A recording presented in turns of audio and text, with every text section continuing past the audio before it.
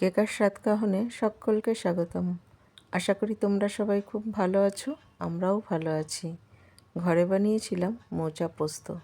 গরম ভাতের সঙ্গে জাস্ট অসাধারণ লাগে খেতে। একবার খেলে বারবার খেতে মন চাইবে। ভীষণ টেস্টি ছিল। তাহলে আসো দেখে নিই কীভাবে করলাম মোচা পোস্ত। সঙ্গে থাকো। বাড়ির গাছে হয়েছিল মোচা, তো মা ভাইপোর হাত দিয়ে পাঠিয়েছে মোচাগুলোকে ছাড়িয়ে সুন্দর করে ভেতরের শীষগুলোও ফেলে দিয়েছে মা আমাকে। তাই মা মোচাটা দিয়েছে, তাই ভাবলাম আজকে মোচা দিয়ে মোচা পোস্ত করব। নিরামিষের দিনে কিন্তু খুব ভালোই লাগে খেতে, সেই জন্য খুব ভালো করে এগুলোকে একদম কুচি কুচি করে নিয়েছি মোচাটাকে। আর গরম জলে একটু নুন আর হলুদ দিয়ে এটাকে এখন খুব ভালো করে একটু সেদ্ধ করে নিতে হবে, তাহলে ওর ভেতরের যে কষ ভাবটা থাকে না সেটা কিন্তু একদম চলে যাবে। কিছুক্ষণ ঢাকা দিয়ে রান্না করলেই কিন্তু সেদ্ধ হয়ে যাবে খুব অল্প সময়ের মধ্যেই। আর এখানে নিয়ে নিচ্ছি 4 চামচ পোস্তটাকে আমি শুকনো একটু মিক্সিতে চালিয়ে নেব। আর এখানে নিয়েছি পাকা 4টে লঙ্কা, আর নিয়েছি এক টুকরো আদা ছোট ছোট টুকরো করে।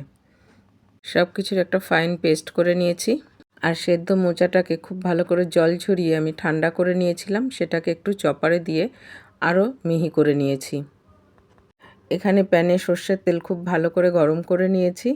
আর এখন ফোড়নে দিয়ে দিচ্ছি জিরে। ফোড়ন থেকে সুন্দর একটা গন্ধ বেরোলে তখন এর মধ্যে দিয়ে দেব মশলাটা, পোস্ত, আদা আর লঙ্কার যে পেস্টটা করে রেখেছিলাম সেটা। একটুখানি আলতো হাতে এটাকে কষিয়ে নেব। মশলাটা হালকা ভেজে নিয়ে এর মধ্যে ব্যবহার করব মোচা ব্যবহার করার পরে এখানে সামান্য নুনও ব্যবহার করে নেব স্বাদ অনুযায়ী। আর ধ্যান রাখতে হবে আগেও কিন্তু মোচা সেদ্ধ করার সময় আমরা নুন ব্যবহার করেছি। এখন সব কিছু খুব ভালো করে মিশিয়ে নিতে হবে। এই রান্নাটা কিন্তু খুব চটজলদি হয়ে যায়, কারণ মোচা আগের থেকেই সেদ্ধ করা আছে। এর জোগাড় করতেই যা একটু সময় লাগে, না হলে রান্নাটা খুব তাড়াতাড়ি হয়ে যায়। আর এটা খেতেও এত টেস্টি হয়, গরম ভাতের সঙ্গে জাস্ট অসাধারণ লাগে। যে কোনো নিরামিষের দিনে এটা তোমরা যদি সার্ভ করো, সত্যি বলছি মধ্যাহ্ন ভোজন একদম সুপারহিট হয়ে যাবে। স্বাদকে ব্যালেন্স করার জন্য এখানে আমি একটু সামান্য চিনি ব্যবহার করেছি। আর কিন্তু এখানে কোনো কিছুই ব্যবহার করার প্রয়োজন নেই। এটা কিন্তু ভীষণই টেস্টি হয়। আর এরকম মোচা পোস্ত আগে কখনো তোমরা ট্রাই করে থাকলে অবশ্যই জানিও, আর তোমরা কেমন করে করো সেটাও কিন্তু জানিও।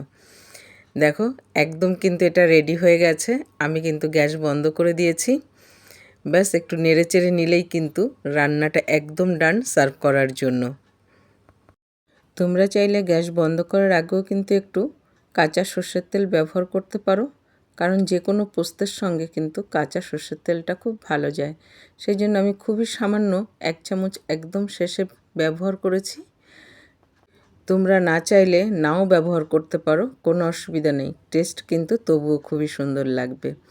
আর আমি এটা সার্ভ করেছিলাম গরম গরম ভাতের সঙ্গে। অসাধারণ লেগেছিল গরম গরম খেতে। সত্যি বিশ্বাস করবে কি না জানি না, এরকম একটা রেসিপি দুপুরে থাকলে অন্য আর কোনো কিছুর প্রয়োজন হবে না। ঘরের সবাই আমরা ভীষণ তৃপ্তি করে খেয়েছিলাম। তোমাদের কেমন লাগলো কমেন্টে জানাতে কিন্তু একদম ভুলো না। ভালো লেগে থাকলে চ্যানেলটা ফলো করে দিও। আর ইউটিউব থেকে দেখে থাকলে প্লিজ বন্ধুরা সাবস্ক্রাইব করে দিও। তাহলে আজ এখানেই শেষ করছি। সবাই ভালো থাকবে, সুস্থ থাকবে। দেখা হবে পরের আরেকটি ব্লগে।